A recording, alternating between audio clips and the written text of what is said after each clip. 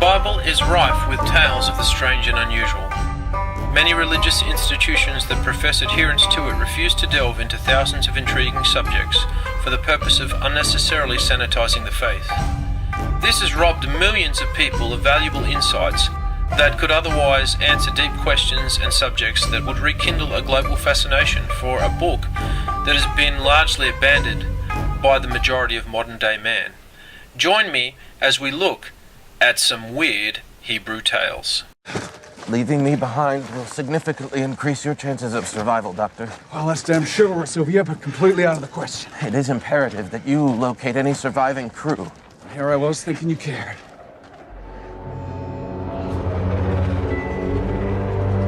Of course I care, Leonard.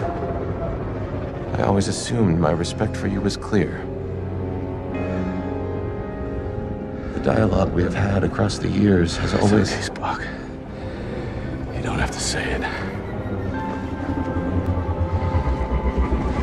Well, at least I won't die alone.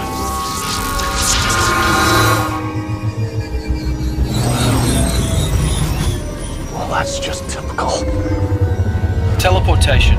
The ability to dematerialise in one location and rematerialise in another is not a new concept that has first appeared in the realm of science fiction and now being seriously studied by mainstream science.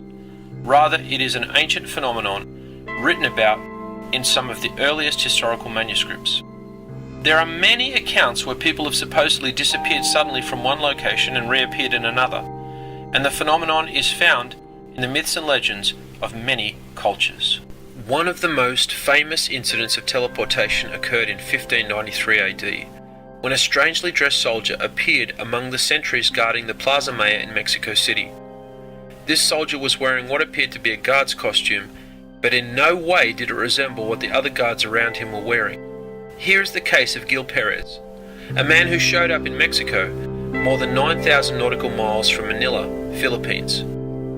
The story of Gil Perez dates back to the 16th century when he was a Spanish soldier and a palace guard of the Palacio del Gobernador, the governor's palace in Manila. Gil Perez was just a regular soldier until the morning of October 24, 1593. That day, Perez was on guard duty at the palace when something rather strange happened. Lack of sleep and a warm day caused Perez to become tired, and he decided to take a short nap while leaning against the palace wall. When he reopened his eyes, Perez was surprised to find himself in an unknown location. He was still wearing his uniform, odd clothing for the new location, and people began to approach him and wanted to learn who he was and what he was doing there. Perez admitted that while he was aware that he was no longer in the Philippines, he had no idea where he was now or how he managed to get there. When it was explained to him by Mexican officials that he was in Mexico City, Perez refused to believe it and said he received orders on the morning of October 23rd in Manila and that it was impossible for him to be in Mexico City on the evening of the 24th. Perez was brought before the Holy Tribunal of the Inquisition where they questioned the soldier extensively. He apparently told authorities that he had travelled from Manila to Mexico in less time than it takes a cock to crow. The members of the Spanish Inquisition did not believe the story and locked him in jail for desertion and the possibility that he may be serving Satan. For 2 months, Perez languished in a jail in Mexico, sticking to his story despite threats of torture. The Holy Tribunal of the Inquisition in Mexico seemed to have no other choice but to believe Perez's story and subsequently release him from jail and send him home. When Perez returned to the Philippines, he took up his former position as a palace guard, living out the rest of his life in a seemingly uneventful and ordinary way. Far earlier than this, and other instances of teleportation in man's early history, Jewish writings speak of an ability to transfer from one location to another over great distance in the blink of an eye. The ability is called kafizat chaderek, which means jumping the way or contracting the path. Physical teleportation is first mentioned in the Midrash, where the saintly Kanina ben Dosa is instantly transported to Jerusalem by a team of angels. The Talmud lists 3 biblical figures, Eliezer, Yaakov, and Abishai, who traverse huge distances at miraculous speeds. The Bible contains accounts of what many people believe to be incidences of teleportation. In the Netzarim Ketuvim, otherwise known as the New Testament, Sefer Yochanan, The book of John relays an incident involving Yeshua and his Talmidim aboard a sea vessel. In John 6:16 and 21 it says, "And when evening came, Yeshua's Talmidim went down to the lake, where they got into a boat and set off across the lake for Capernaum. By now it was dark, and Yeshua had not yet joined them. A strong wind was blowing, and the waters grew rough.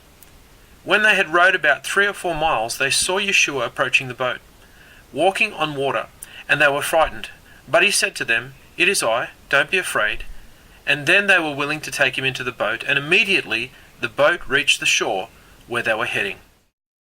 Hasatan's transferring Yeshua to the pinnacle of the Beit HaMikdash, the Holy Temple, is also widely cited as an instance of teleportation in Matthew chapter 4 verse 5 and Luke chapter 4 verse 9.